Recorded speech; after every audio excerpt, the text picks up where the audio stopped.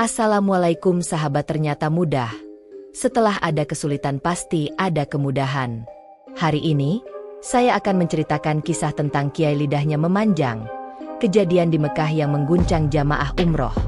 Kenapa ini bisa terjadi? Namun sebelumnya, saya sarankan untuk menuliskan sholawat kepada Nabi Muhammad, agar kelak sholawat ini bisa jadi saksi kita di akhirat. Like, share dan subscribe ke channel ini sangat membantu menyebar dakwah Islam, dan semoga menjadi amal jariah. Di sebuah kampung yang tenang, di antara sawah hijau dan jalanan berbatu, seorang kiai bernama Kiai Mansur tengah bersiap untuk perjalanan suci yang telah lama ia nantikan. Ia adalah sosok yang dihormati, seorang guru yang telah membimbing banyak santri dalam memahami ilmu agama.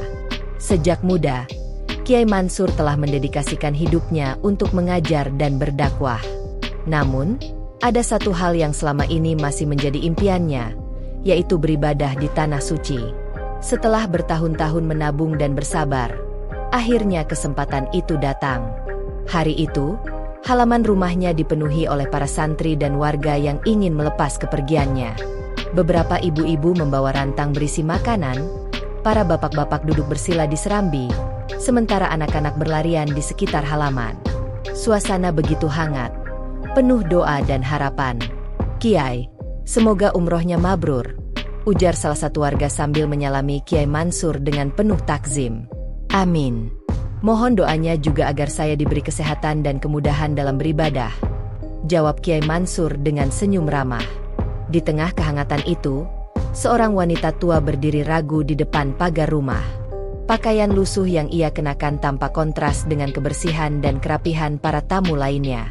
Wajahnya keriput, tubuhnya kurus, matanya menyiratkan kesedihan. Ia adalah Suryatun, seorang janda tua yang selama ini hidup dalam kekurangan.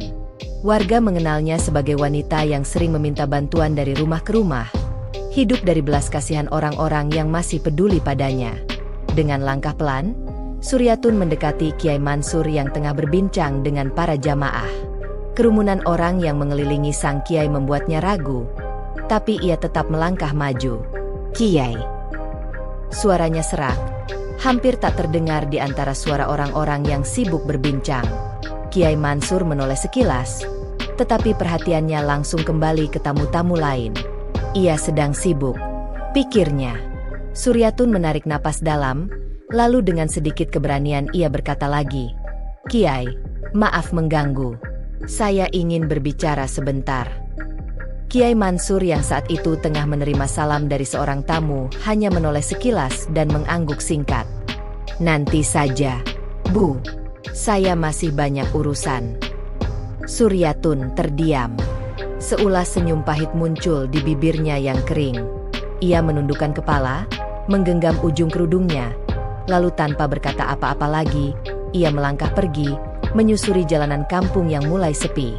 Di beranda, Kiai Mansur menatap punggung wanita tua itu yang semakin menjauh. Sejenak ada perasaan tak nyaman yang menyelinap di hatinya. Namun, ia segera mengabaikannya. Ada banyak hal yang harus ia pikirkan, dan keberangkatannya ke Tanah Suci adalah yang utama.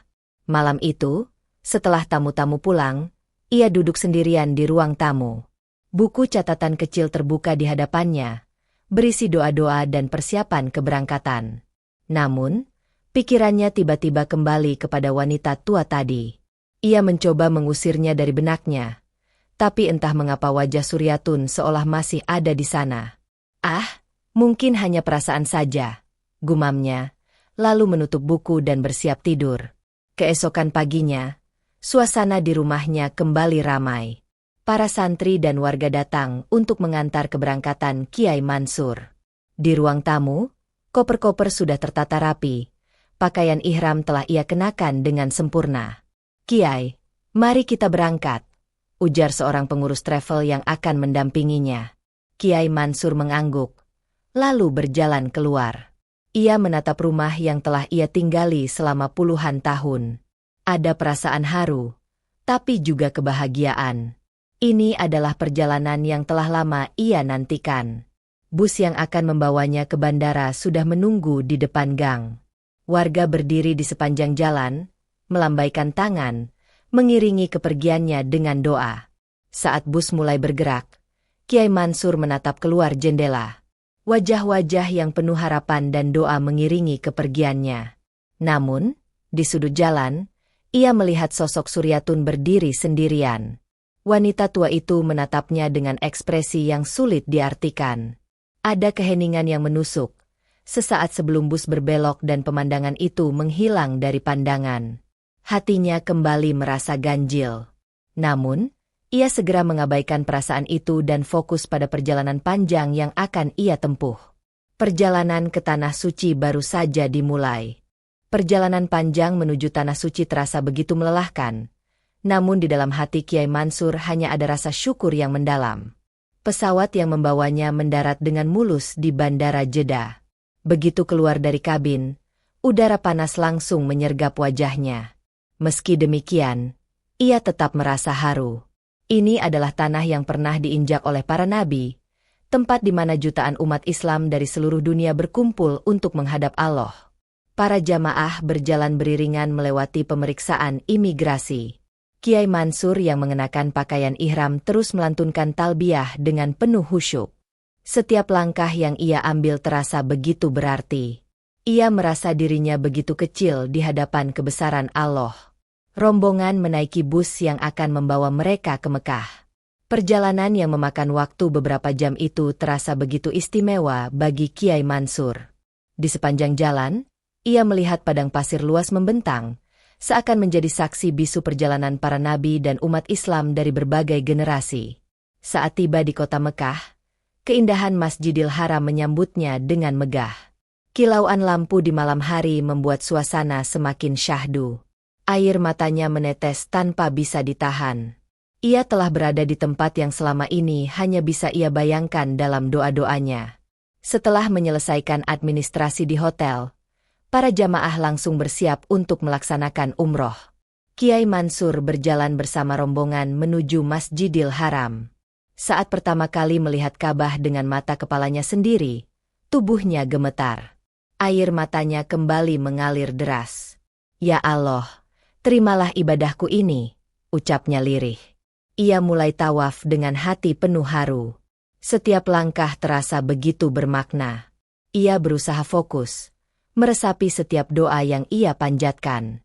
Namun, di tengah kehusyukannya, ada sesuatu yang mulai terasa aneh. Awalnya, hanya sebuah sensasi kecil di dalam mulutnya. Seperti ada yang bergerak di lidahnya, seperti disengat serangga. Kiai Mansur mencoba mengabaikannya, mengira itu hanya kelelahan atau kurang minum. Namun, semakin lama, rasa aneh itu semakin jelas. Ada sesuatu yang terasa berbeda dengan lidahnya. Setelah menyelesaikan tawaf dan sa'i, ia kembali ke hotel. Malam itu, ia mencoba tidur lebih awal agar esok bisa melanjutkan ibadah dengan kondisi lebih segar. Namun, saat tengah malam, ia terbangun dengan perasaan tidak nyaman. Ada rasa geli yang menjalar di lidahnya. Dengan setengah sadar, ia berjalan ke kamar mandi dan menyalakan lampu. Ketika melihat bayangannya di cermin, ia tersentak. Lidahnya terlihat lebih panjang dari biasanya. Ia menjulurkan lidahnya, dan benar saja, panjangnya bertambah beberapa sentimeter lebih panjang dari yang seharusnya. Jantungnya berdegup kencang. Ia menutup mulutnya dengan tangan, mencoba memastikan bahwa apa yang ia lihat bukan ilusi. Namun, lidahnya masih terasa aneh. Ia beristighfar berulang kali, berusaha menenangkan diri. Astagfirullah, apa yang terjadi padaku? Gumamnya. Ia mencoba mengingat apakah ia makan sesuatu yang aneh, atau mengalami reaksi alergi. Namun, ia tidak merasa sakit atau demam. Hanya saja, lidahnya benar-benar memanjang. Malam itu, Kiai Mansur hampir tidak bisa tidur. Hatinya terus diliputi kegelisahan. Ia mencoba mengabaikannya, menganggapnya sebagai kelelahan biasa. Namun, jauh di dalam hatinya, ada sesuatu yang tidak bisa ia jelaskan. Ia tidak tahu bahwa ini baru permulaan dari sesuatu yang lebih besar. Pagi di Mekah terasa begitu menenangkan. Cahaya matahari perlahan menyelinap di balik bangunan tinggi yang mengelilingi Masjidil Haram. Suara adzan subuh berkumandang merdu, menggema di setiap sudut kota suci. Para jamaah mulai bergerak dari hotel mereka, bersiap menuju masjid untuk menunaikan sholat. Namun, pagi itu terasa berbeda bagi Kiai Mansur. Ia bangun dengan tubuh yang terasa lelah meski semalam hampir tidak melakukan banyak aktivitas. Tenggorokannya terasa kering, dan ada sensasi aneh di dalam mulutnya. Dengan langkah berat, ia berjalan ke kamar mandi dan kembali bercermin. Lidahnya. Matanya membelalak saat melihat refleksi dirinya. Lidahnya tampak lebih panjang dari semalam. Tidak hanya menjulur melewati giginya, kini hampir menyentuh bibir bawahnya. Keringat dingin membasahi dahinya. Ia mencoba menelan ludah, tetapi rasanya tidak nyaman. Lidah itu seakan memiliki berat yang berbeda, seperti bukan bagian dari tubuhnya sendiri. "Apa ini? Kenapa bisa seperti ini?" bisiknya lirih. Ia segera berwudu, berharap air dingin bisa menghilangkan rasa gelisah yang mulai merayapi pikirannya. Namun, saat melantunkan doa setelah wudhu, lidahnya terasa semakin sulit digerakkan. Seperti ada sesuatu yang menahannya. Saat tiba di Masjidil Haram, ia mencoba mengabaikan kegelisahan dalam hatinya. Ia melaksanakan sholat subuh dengan penuh harap, memohon kepada Allah agar semua ini hanya perasaan sesaat. Namun, ketika ia mulai membaca Al-Fatihah, suara yang keluar terdengar aneh. Huruf-huruf yang biasa ia lafalkan dengan jelas kini terdengar berbeda.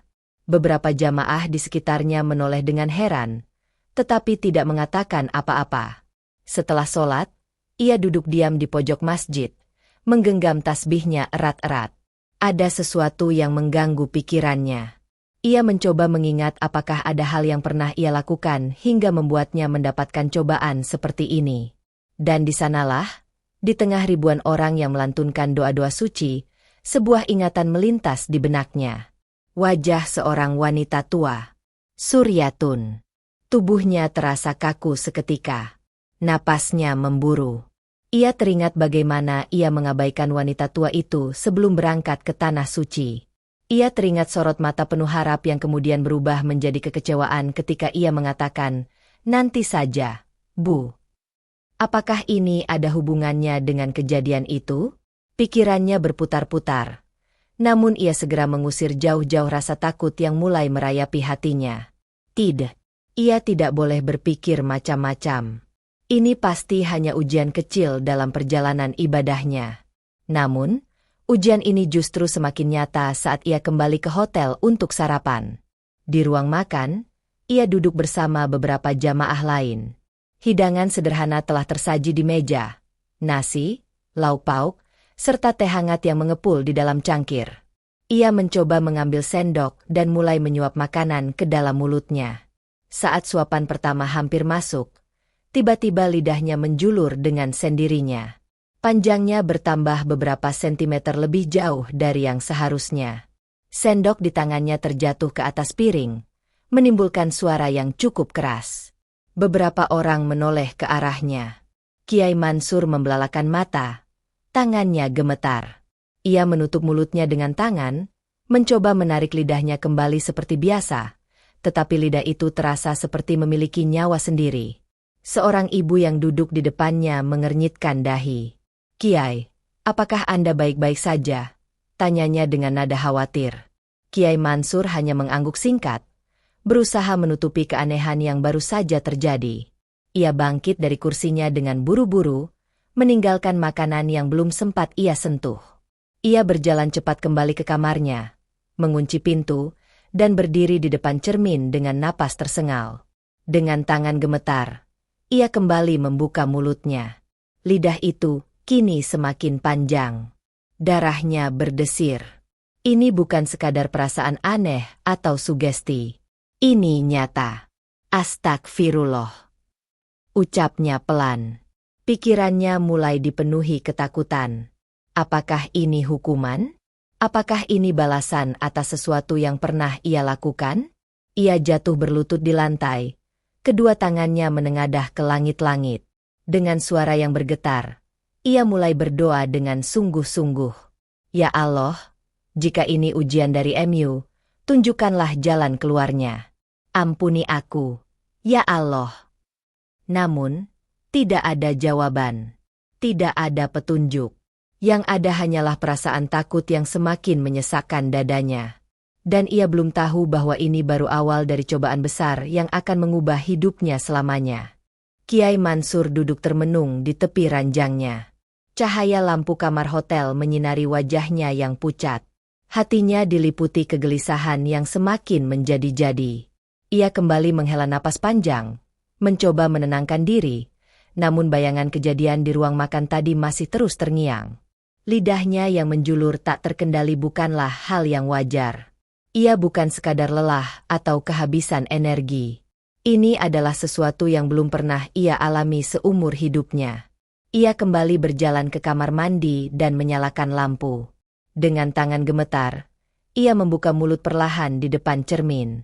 Sekali lagi, ia melihatnya. Lidahnya kini semakin panjang.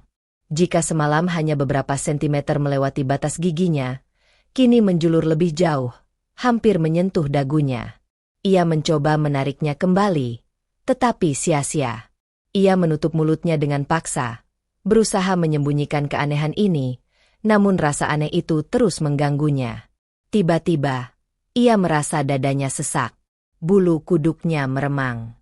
Udara di kamar terasa lebih berat. Seperti ada sesuatu yang mengawasinya. Ia memutar pandangan ke seluruh ruangan, tetapi tidak ada siapa-siapa. Ia hanya sendirian di sana. Namun, perasaan itu begitu nyata. Astagfirullah, desisnya. Ia segera mengambil air wudhu dan menggelar sajadah di tengah kamar. Sholat tahajud menjadi pelariannya.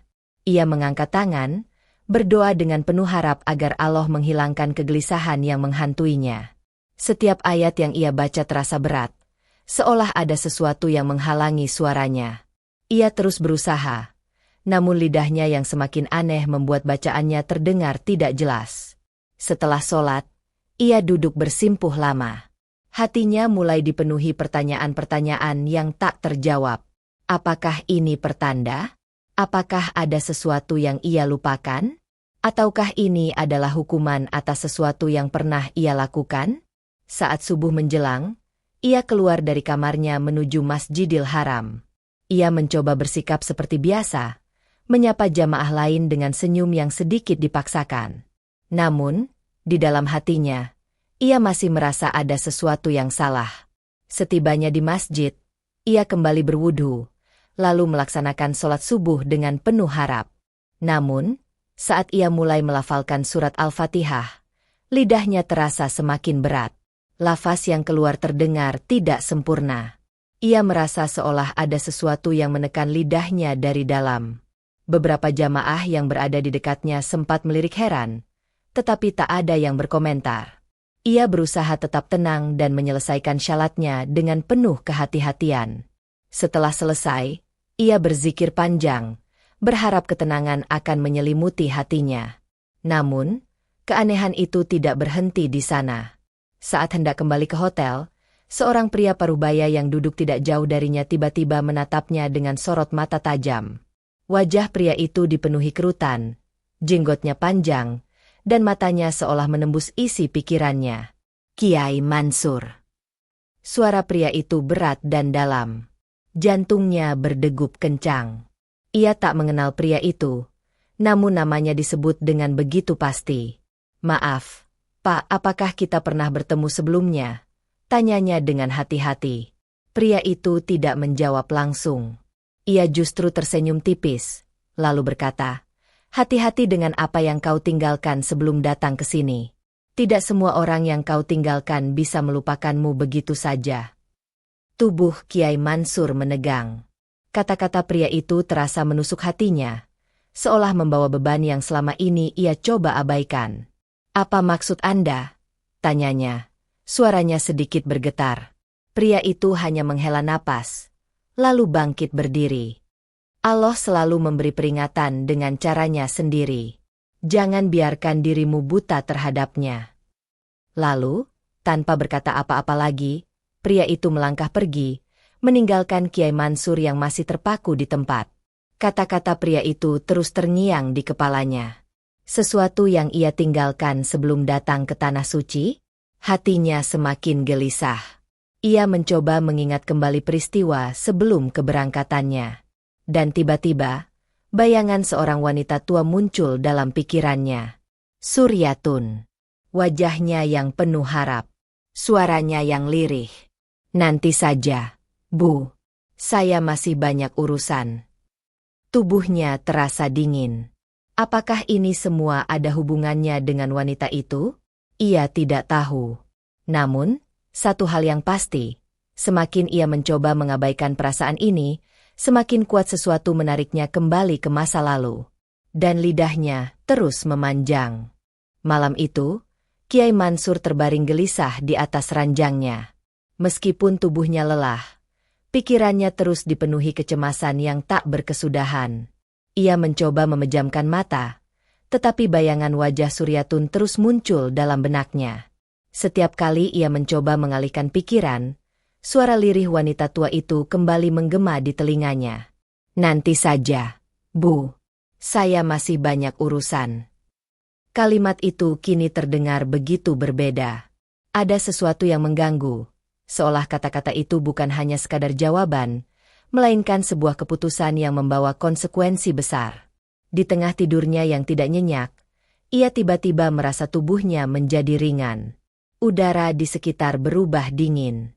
Ia tidak lagi berada di kamar hotel, tetapi di sebuah tempat yang asing. Di sekelilingnya, hamparan padang pasir luas membentang tanpa batas.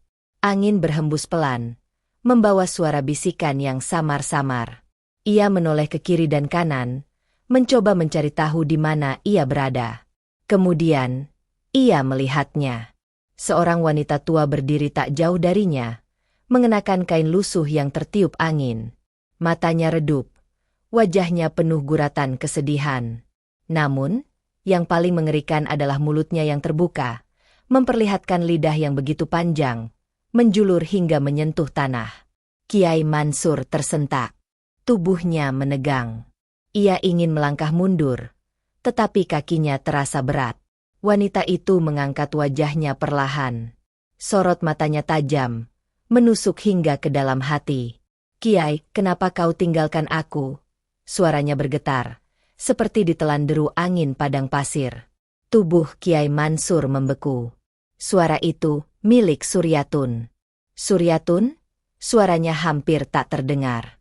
Wanita tua itu tidak menjawab. Ia hanya menatap Kiai Mansur dengan tatapan yang semakin menusuk. Lalu, perlahan, ia mengangkat tangannya, menunjuk ke arah Kiai Mansur. Saat itulah ia merasakannya. Sebuah tarikan kuat di dalam mulutnya. Sesuatu bergerak di lidahnya, menariknya keluar dengan paksa. Ia mencoba menahan, tetapi sia-sia. Lidahnya menjulur semakin panjang, terus memanjang hingga hampir menyentuh dadanya. Rasa panik menyelimuti dirinya. Ia ingin berteriak, tetapi suaranya tertahan. Ia ingin bergerak, tetapi tubuhnya seakan membatu. Suryatun masih berdiri di sana, menatapnya tanpa ekspresi. Kenapa kau tinggalkan aku, Kiai? Suaranya kembali terdengar, kali ini lebih pelan, lebih memilukan. Angin semakin kencang. Pasir beterbangan, menutupi penglihatannya. Semuanya terasa berputar, semakin cepat, semakin mencekam. Kemudian, Kiai Mansur terbangun dengan napas memburu.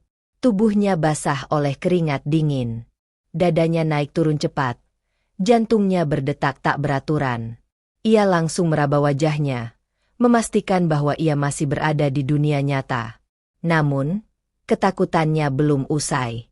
Ia segera berlari ke kamar mandi, menyalakan lampu, dan berdiri di depan cermin. Dengan tangan gemetar, ia membuka mulutnya. Lidahnya lebih panjang dari sebelumnya, hampir menyentuh dagunya. Darahnya berdesir.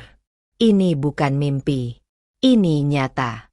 Ketakutan yang selama ini ia coba abaikan kini menghantamnya tanpa ampun.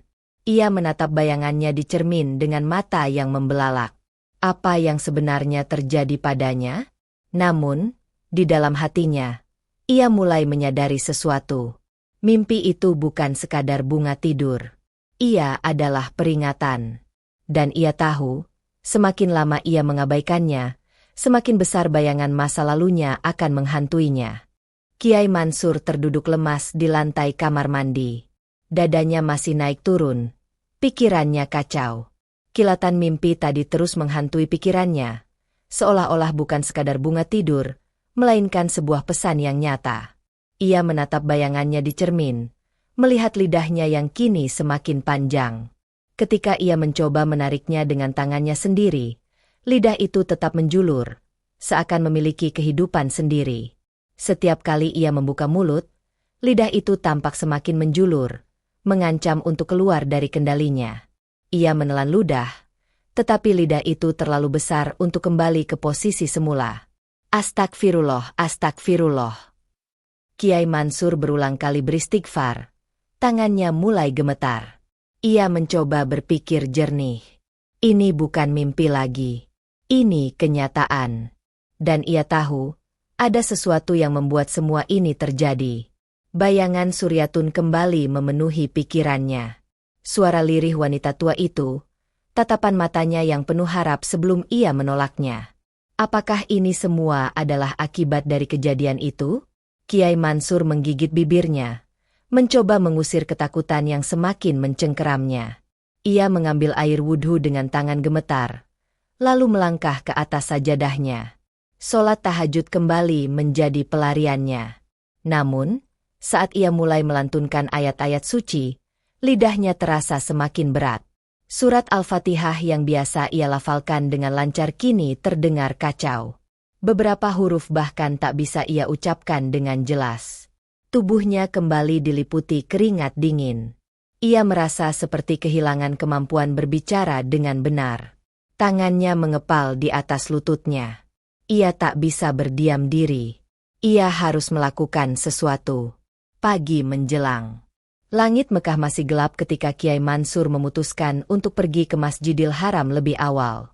Ia berjalan perlahan melewati lorong hotel, mencoba menyembunyikan kegelisahannya.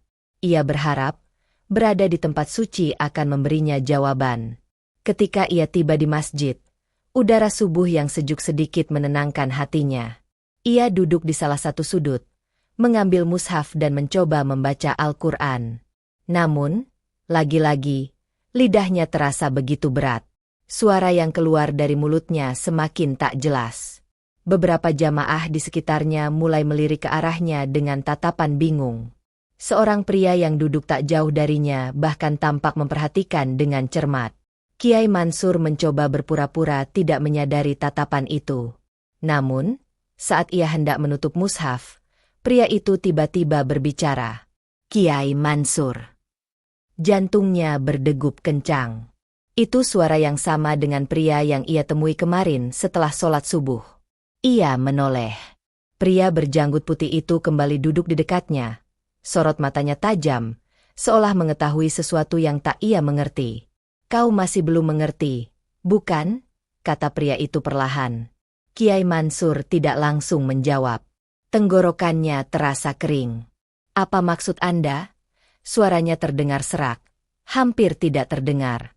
Pria itu menarik napas dalam, lalu mengalihkan pandangannya ke Ka'bah yang berdiri megah di tengah masjid. Kadang, kita tidak menyadari bahwa perbuatan kecil yang kita anggap sepele bisa membawa dampak yang besar, katanya. Ada sesuatu yang belum kau selesaikan sebelum kau datang ke sini. Tubuh Kiai Mansur menegang. Ia sudah tahu kemana arah pembicaraan ini. Saya. Suaranya tertahan di tenggorokan. Pria itu menoleh kembali ke arahnya. Kembalilah ke hatimu, Kiai. Apa yang kau tinggalkan sebelum datang ke sini? Kiai Mansur merasa seluruh tubuhnya melemah. Tangannya mencengkeram kain ihramnya erat-erat. Pikirannya terus berputar, berusaha menyangkal, tetapi ia tahu jawabannya sudah ada di depan mata. Suryatun. Kesadarannya seperti tertampar.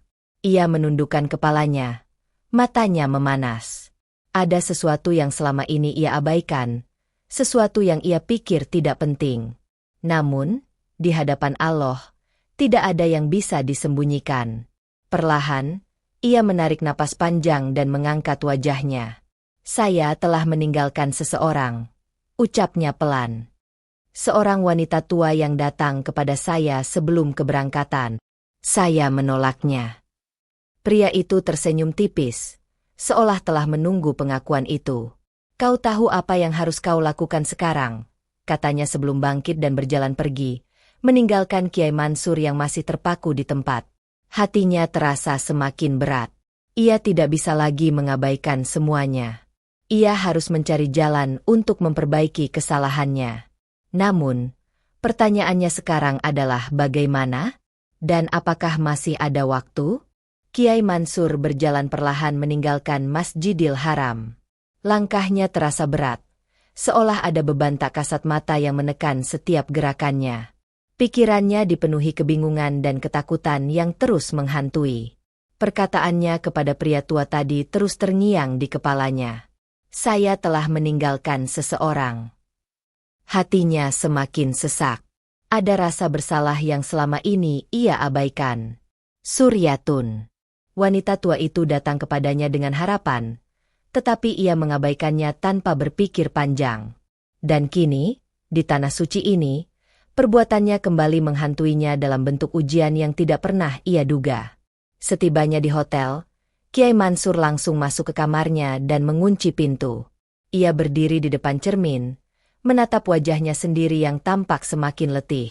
Dengan ragu, ia membuka mulutnya dan kembali melihat lidahnya yang terus memanjang. Kini, lidah itu sudah menjulur hingga hampir menyentuh lehernya. Ketakutan kembali merayapi hatinya. Ia mencoba menggerakkan lidahnya seperti biasa, tetapi terasa kaku dan sulit dikendalikan. Nafasnya mulai memburu. Ini bukan hal yang bisa ia abaikan lagi. Dengan tubuh bergetar, ia mengambil ponselnya dan membuka daftar kontak. Jari-jarinya bergerak lambat saat ia mencari nomor seseorang yang mungkin bisa membantunya. Setelah beberapa saat ragu, ia akhirnya menekan panggilan. Telepon berdering beberapa kali sebelum akhirnya diangkat. Suara di seberang terdengar tenang. Assalamualaikum, Kiai Mansur. Suara itu milik Ustaz Hamdan, pimpinan rombongan umroh yang juga seorang alim yang disegani. Waalaikumsalam. Ustaz, saya perlu berbicara dengan Anda. Ini penting. Suara Kiai Mansur terdengar berat dan bergetar. Ada apa, Kiai? Suara Anda terdengar tidak seperti biasanya, tanya Ustaz Hamdan dengan nada khawatir. Kiai Mansur menarik napas panjang sebelum akhirnya mengungkapkan semuanya. Dengan suara pelan dan penuh penyesalan, ia menceritakan kejadian sebelum keberangkatannya, tentang bagaimana ia mengabaikan Suryatun, tentang mimpi-mimpi yang menghantuinya, dan tentang lidahnya yang semakin memanjang setiap hari. Di seberang telepon, Ustaz Hamdan terdiam lama. Kiai Mansur bisa mendengar suara napas dalam dari ujung telepon. Apa yang Anda alami bukanlah kebetulan, Kiai. Akhirnya Ustaz Hamdan berbicara. Allah tidak mungkin memberikan ujian tanpa sebab. Mungkin ini adalah teguran agar Anda memperbaiki sesuatu yang tertinggal di belakang. Tapi bagaimana caranya, Ustaz? Suara Kiai Mansur hampir putus asa. Saya sudah di Mekah.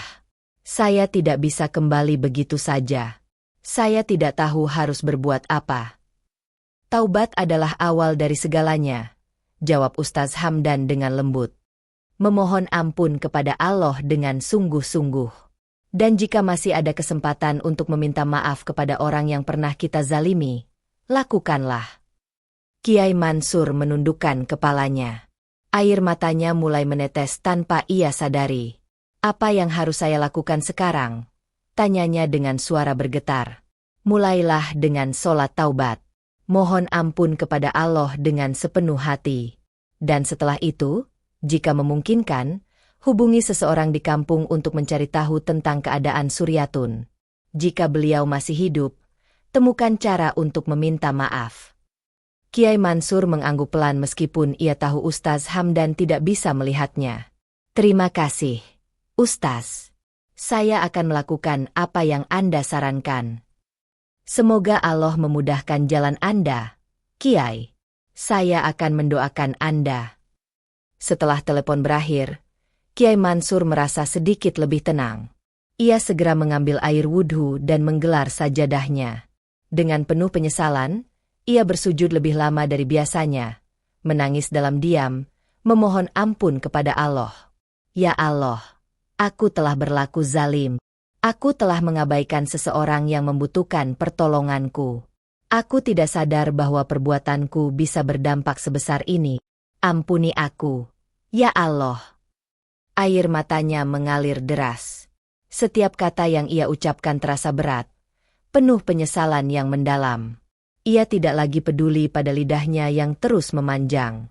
Yang ia inginkan hanyalah mendapatkan ampunan dari Allah. Namun, pertanyaannya masih tersisa. Apakah Suryatun masih hidup?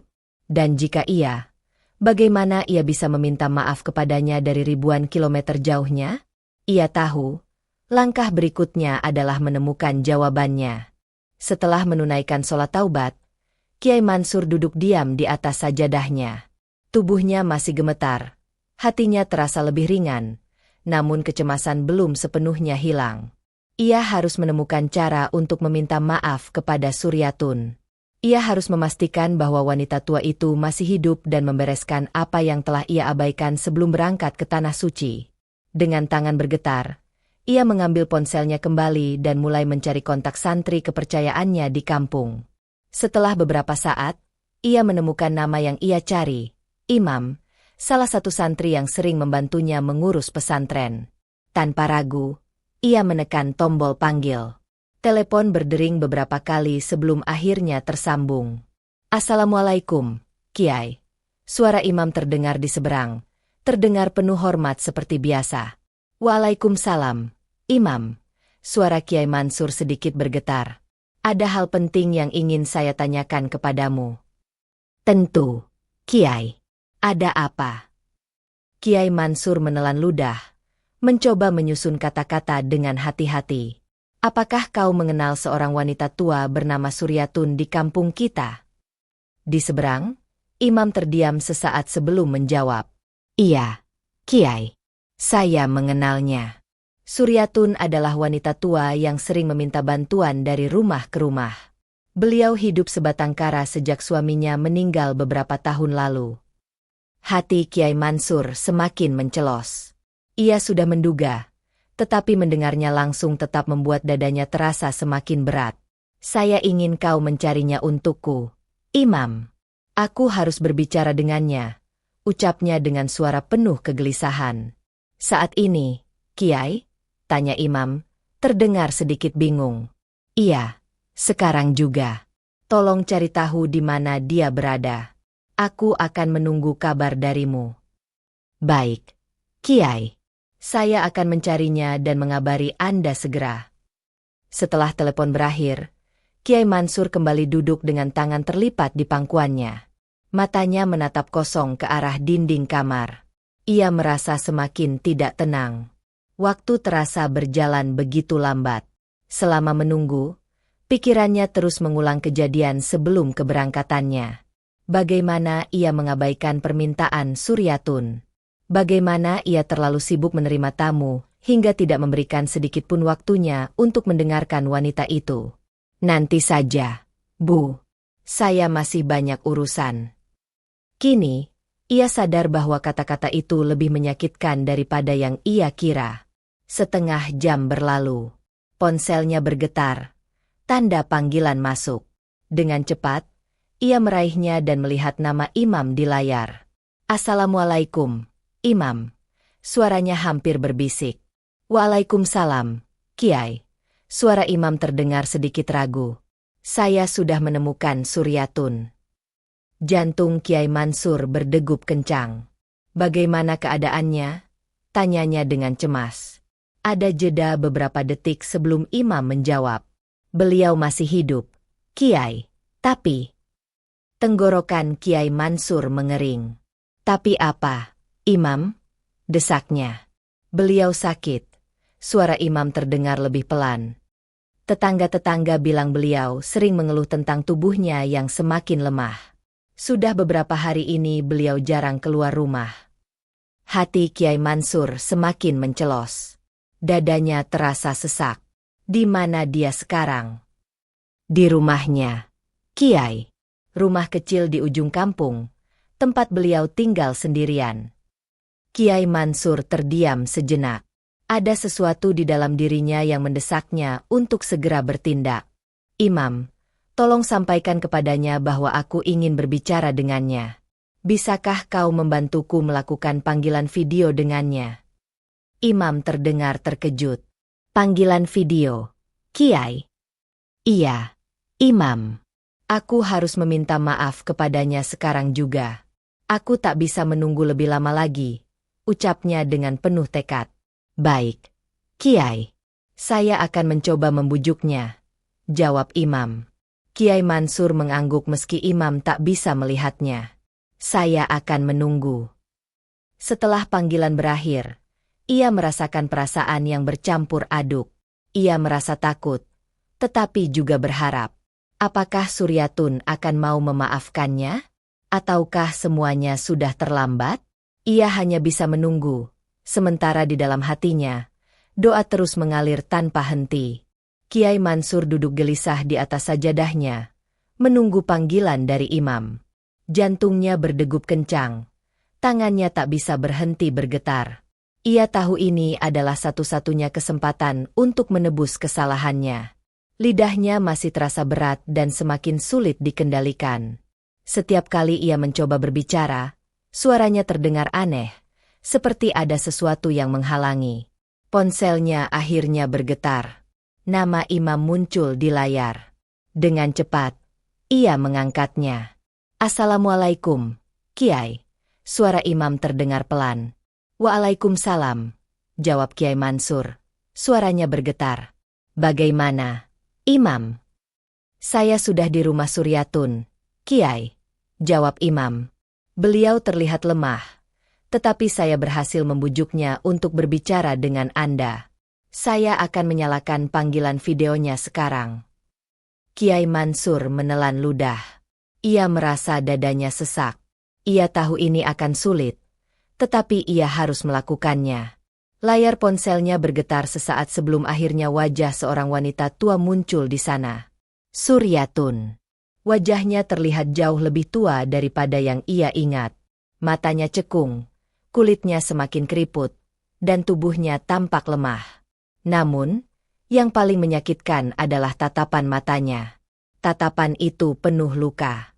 Kiai Mansur terdiam, tidak mampu berkata-kata. Napasnya tersengal. Ia mencoba menggerakkan bibirnya, tetapi lidahnya terasa kaku. Suryatun menatap layar ponsel dengan tatapan bingung. Kiai? Suaranya pelan, nyaris seperti bisikan. Hati Kiai Mansur mencelos. Suara itu membuatnya ingin menangis. Ia ingin langsung bersujud meminta maaf, tetapi tubuhnya terasa membatu. Suryatun. Akhirnya ia berhasil mengucapkan namanya, meskipun dengan suara serak. Saya minta maaf. Suryatun terdiam. Wajahnya tidak menunjukkan reaksi apapun. Ia hanya terus menatap layar dengan tatapan kosong. Saya telah melakukan kesalahan besar, lanjut Kiai Mansur dengan suara bergetar. Sebelum saya berangkat ke Tanah Suci, Anda datang kepada saya, tetapi saya mengabaikan Anda. Saya tidak mendengarkan. Saya tidak menanyakan apa yang Anda butuhkan. Saya terlalu sibuk dengan urusan saya sendiri. Suara Kiai Mansur semakin lirih. Air matanya mulai mengalir tanpa ia sadari. Dan sekarang, Allah telah menunjukkan kesalahan saya dengan cara yang tidak pernah saya duga. Ia membuka mulutnya sedikit, memperlihatkan lidahnya yang semakin panjang.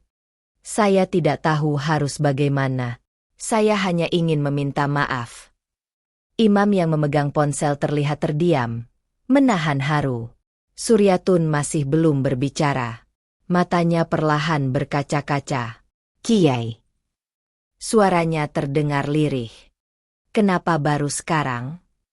Tubuh Kiai Mansur gemetar. Saya tidak tahu, Suryatun. Saya Saya tidak menyadari betapa besar kesalahan saya. Saya hanya bisa memohon ampun kepada Allah dan meminta maaf kepada Anda. Air mata mulai mengalir di pipi Suryatun. Wajahnya menegang, tetapi perlahan bibirnya bergetar. Saya tidak pernah membenci Kiai, ujarnya pelan.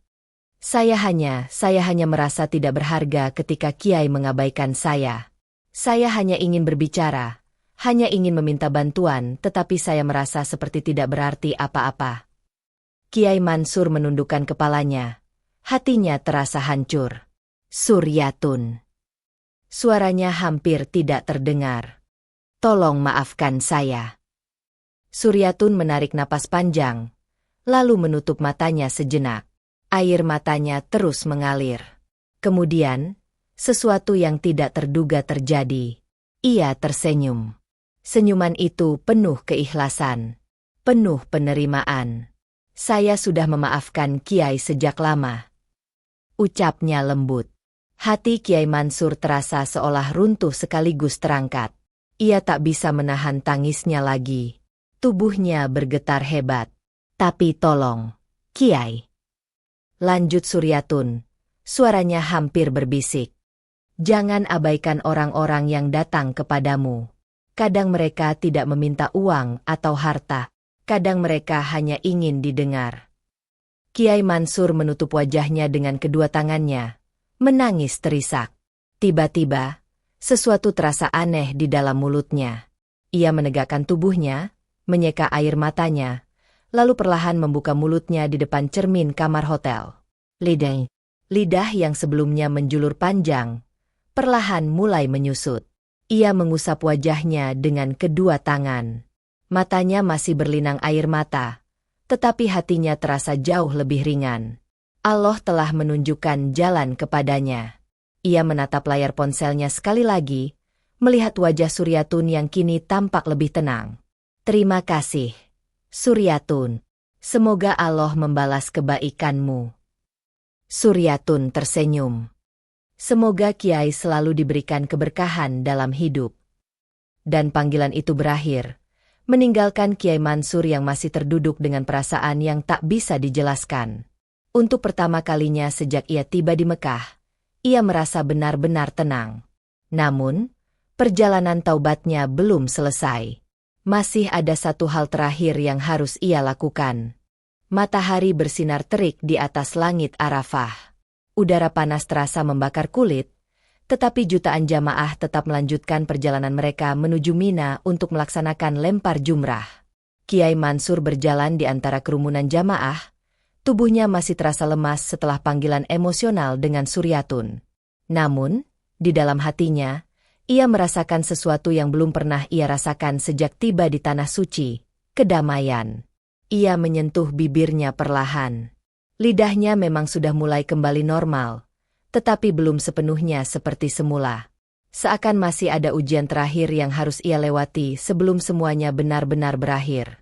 Langkahnya tertatih. Tetapi ia tetap berusaha tegak.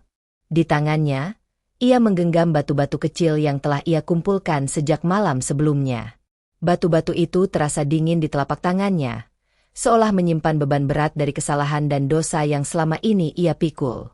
Ketika ia tiba di lokasi jumrah, kerumunan jamaah telah memenuhi tempat itu.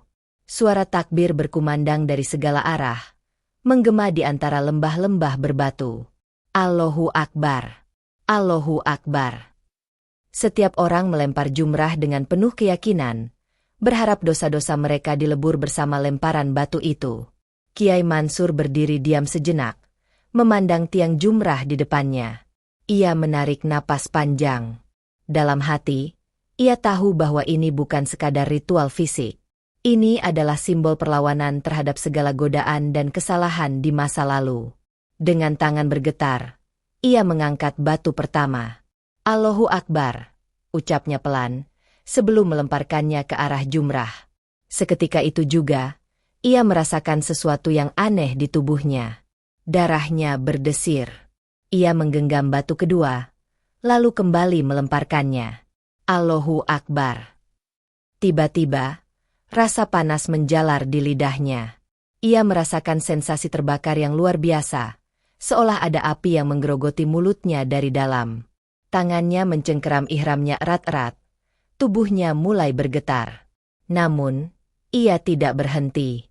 Dengan air mata berlinang, ia mengambil batu ketiga dan melemparkannya dengan lebih kuat. Allahu Akbar. Saat batu itu mengenai tiang jumrah, rasa sakit di lidahnya semakin menjadi-jadi. Ia terhuyung ke belakang, hampir jatuh.